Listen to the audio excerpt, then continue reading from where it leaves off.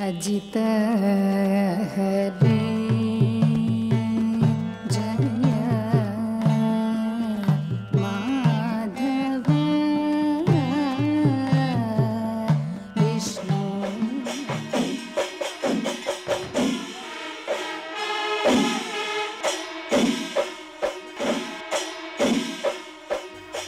Art, in any form, is the interpretative expression of one's experiences. Be it any medium, stone, wood, paint or words, a little bit of the artist goes into each of the creations. As we look at a sculpture, what we see is not a carved piece of wood or stone or ivory, but a reflection of the artist's self.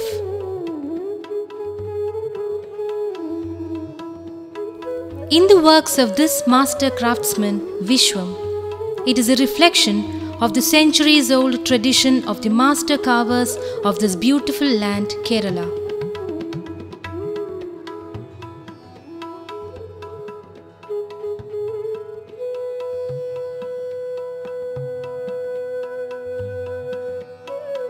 Kerala, the little green emerald in southwestern India, flaunts an extravagance of natural beauty. There is gentleness in the air, serenity in its backwaters, and gaiety in its innumerable streams. 75 years ago, Viswam was born in a small village in South Kerala, son to Shankaranachari of the Vishwakarma caste.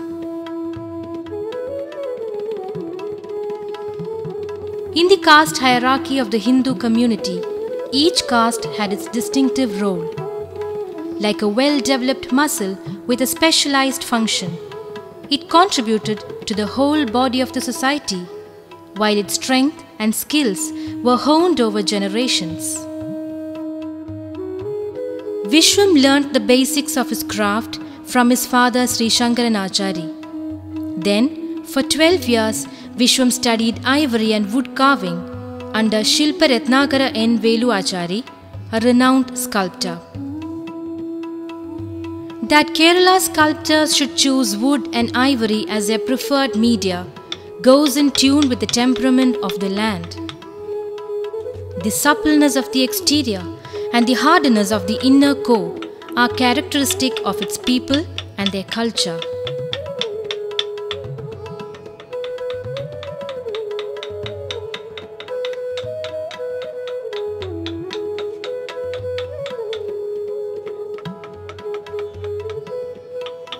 The mastery of traditional wood carving in Kerala attains incomparable beauty and strength in Viswam's creations.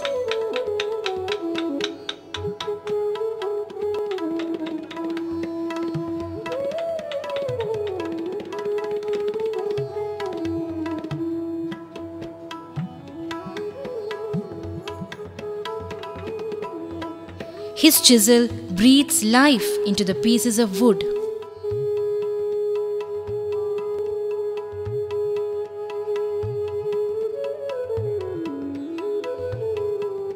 In a time when tuskers roamed the forests of Kerala, Viswam created his masterpieces of ivory sculptures.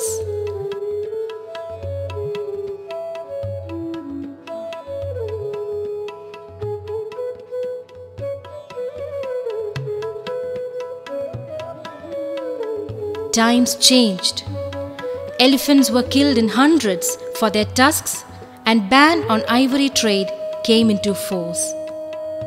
It could have spelt the death of ivory carving, but Viswam gracefully switched to wood.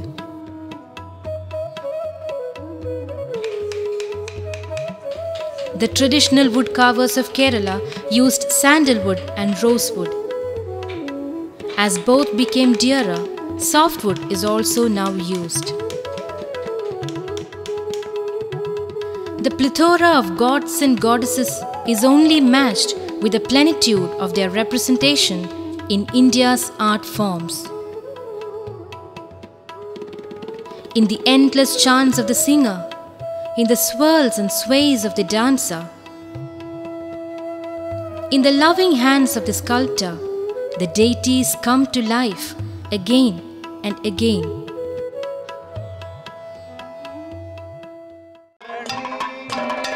The singer becomes deathless through his voice.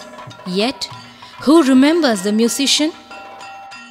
In the yellowed photograph, the dancer is frozen in her moments for generations to marvel. Yet, who remembers the sarangi player in the corner? Sculptures of the deities adorn museums and the sanctified corners of the houses. Yet, who remembers their creator, hunched over in his dim-lit shack as he lets his life bleed so that his creations may gain immortality? The elephant-headed god Ganesha and Krishna, the playful child, the goddesses of prosperity and knowledge, the creator, preserver and destroyer, all are images of the heights of perfection that we, the common mortals, strive to achieve. In the hands of Viswam, the sculptures too become immortal. Indian mythology is replete with images of eroticism. Eroticism attains divinity in her arts. It is the power of creation. It is the ultimate expression of the joy of life. In his sculptures of scantily clad figurines, Viswam elevates the beauty of womanhood from flaming sexuality to a vessel of human life.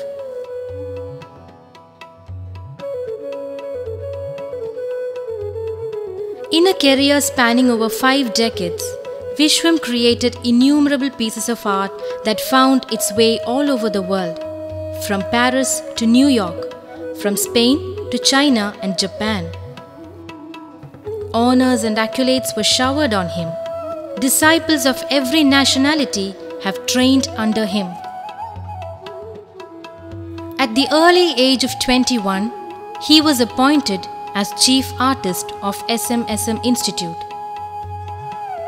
He remained the Master Craftsman and Chief Artist of the Handicrafts Development Corporation till the age of his retirement in 1989.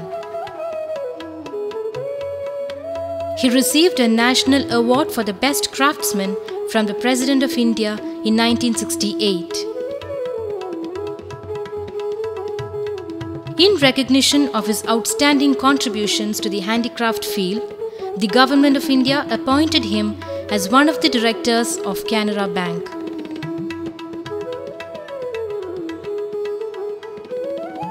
This piece of wood is not dead. In its deepest recesses, it pulsates with the same life that you and I share. A sculptor brings it forth with love and love alone. He is the Vishwakarma, creator of all.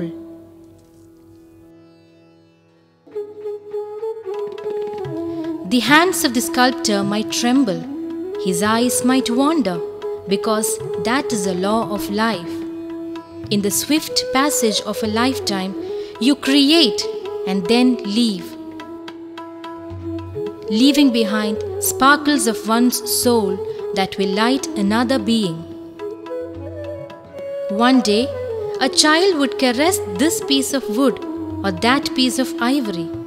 It will rekindle a spark in its heart.